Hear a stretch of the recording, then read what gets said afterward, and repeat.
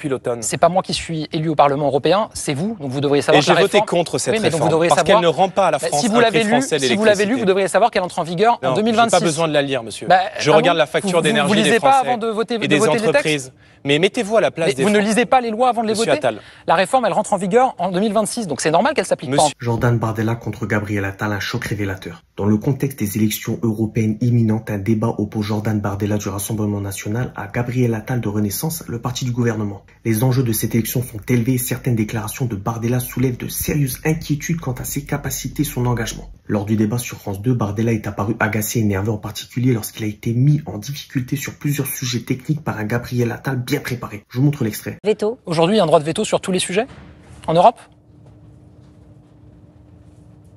Je pense que vous pose la question. Vous voyez ce petit sourire en coin? Qu'on aime ou qu'on n'aime pas Gabriel Attal, il était vraiment bien préparé. Jordan Bardella a affirmé « Je n'ai pas besoin de lire la loi avant de la voter ». Cette déclaration est choquante et inquiétante pour tous ceux qui croient en un processus législatif rigoureux et transparent. Voter des lois sans la lire, c'est trahir la confiance des électeurs et compromettre la qualité de la législation. Est-ce vraiment ce que nous voulons pour notre pays? Certainement pas. Il est alarmant de constater que 30% des électeurs envisagent de voter pour quelqu'un qui ne maîtrise aucun dossier. Comment peut-on voter pour quelqu'un qui n'a aucun diplôme pertinent, n'a jamais travaillé de sa vie et dont l'incompétence est flagrante? Cela dépasse les clivages politiques traditionnels et devrait préoccuper chaque citoyen. Bardella se contente de slogans populistes sans substance. Il est ignorant des détails législatifs et ne prend pas le temps d'étudier les propositions de loi. Même lorsqu'il sait qu'il est en désaccord avec une proposition, il refuse de lire et de comprendre les nuances avant de voter. Ce comportement est non seulement irresponsable, mais aussi dangereux pour la qualité de notre démocratie. Le fait qu'un candidat aussi mal préparé et absent puisse potentiellement gagner une élection est un symptôme préoccupant du populisme et gagne du terrain. Bardella ne travaille pas, ne s'informe pas et se contente de quelques slogans accrocheurs pour séduire les électeurs.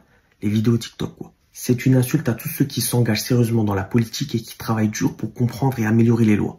Ils sont rares. Gabriel Attal a également critiqué Bardella pour ses incohérences et son opportunisme politique.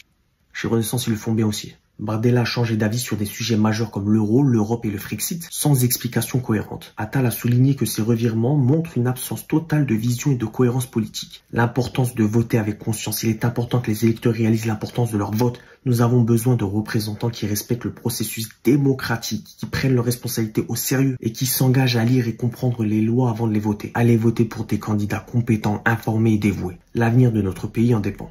Les citoyens doivent se poser la question de quel type de leadership ils veulent pour représenter la France. Une déclaration aussi irresponsable que celle de Bardella devrait inciter chacun à voter avec discernement et responsabilité. Ne laissons pas l'incompétence et le populisme décider de notre avenir. Je vous laisse avec une dernière déclaration, celle de François-Xavier Bellamy sur ce débat inutile. Je voudrais commencer par vous dire que j'ai hésité à venir ce soir. Et je crois que ce qui s'est passé est en réalité le signe d'une crise démocratique assez profonde, qui finalement se révèle dans la mise en scène à laquelle nous avons assisté, parce que c'est une mise en scène. Qu'est-ce qui permet d'organiser la confrontation entre ces deux personnes? L'un est le Premier ministre, même pas la candidate. Ils s'en sont expliqués en début. Où est la Ils n'ont pas convaincu. Ils s'en sont expliqués en début. Non mais c'est même pas eux qui devraient s'en expliquer. Comment est-ce que vous les avez choisis? Comment est-ce que vous avez choisi d'organiser cette confrontation? Qu'est-ce qui vous permet de les avoir invités, eux? Est-ce que c'est les sondages? Les intentions de vote? C'est les intentions de vote qui permettent de faire ce choix. Mais alors dans ce cas, vous voyez, je plaide pas pour moi. Je dois dire que si on regardait les sondages, il aurait fallu inviter au moins Raphaël Glucksmann.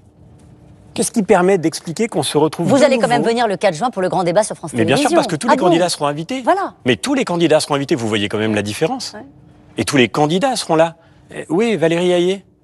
Moi, j'ai du respect pour Valérie Hayé. Elle mène cette liste. Elle vous a manqué ce soir, Valérie Hayé. Mais sur attendez, le fond, qu'est-ce que vous avez retenu? Mais qui est tête de liste de la majorité sur le présidentielle? fond, qu'est-ce que vous avez retenu? Est-ce que vous avez vu deux visions de l'Europe qui se sont exprimées? Je voudrais juste qu'on s'arrête là-dessus parce que c'est quand même extrêmement grave. On nous a fait le coup déjà tellement de fois. En 2017, Macron-Le Pen. En 2019, Macron-Le Pen. En 2022, Macron-Le Pen. En 2024, à nouveau, on va nous expliquer que c'est ça le sujet. Vous parlez de quoi? Vous parlez du résultat des élections? Vous parlez du résultat des élections rien, dans ces élections-là ou pas? Rien ne justifie que ce soir, le service public mette en scène ce débat. Rien.